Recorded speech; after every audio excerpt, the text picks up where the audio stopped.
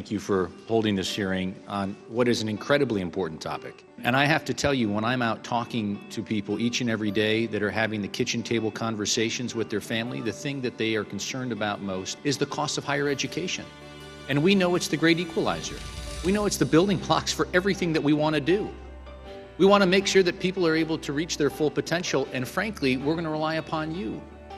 But when you look at the cost of higher education over the course of the last several decades, it so far outpaces inflation that one has to take a look and say, are we getting better educated today than the folks that graduated before?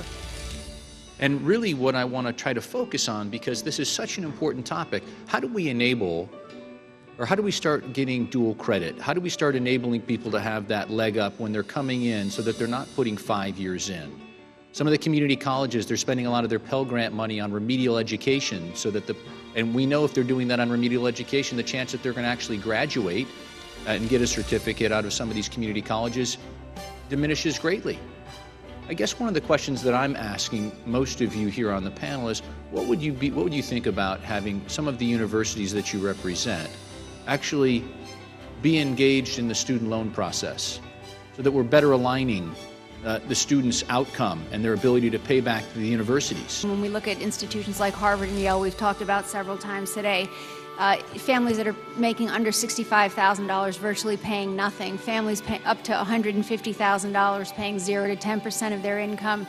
Are you going to tell, when I go back to Gray's Lake and talk to the mother of 3 children, am I going to tell her she's going to pay nothing to send her kids to Harvard? If her kids are going to get into Harvard? Well, I'm asking. I mean, that's my point. If her kids are going to get into Harvard and they go to my mother. I can't go to my mother in Gray's Lake and say, don't worry about college. Harvard's going to pay for it. If the kid gets into Harvard and she makes less than $65,000, you probably can tell her she's not going to pay anything to get to attend Harvard. Okay. So if she's making less than $65,000, she's going to pay nothing, or her children are paying nothing to go to Harvard. How about if we're going to the University of Illinois?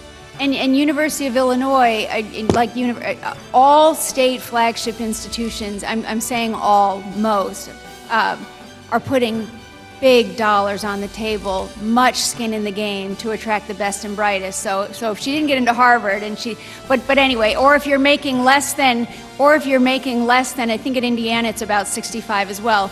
There are hundreds of millions of dollars on the table that institutions are putting. And I recognize my time has expired, but let me just say, places in some of our low-income areas, they might not have those things. And if we're looking to try to level the playing field, give them the opportunity up, I can't go to them and say, by the way, if you just apply, college is going to be free. They're looking at the sticker price, and frankly, the sticker price is becoming more and more out of reach.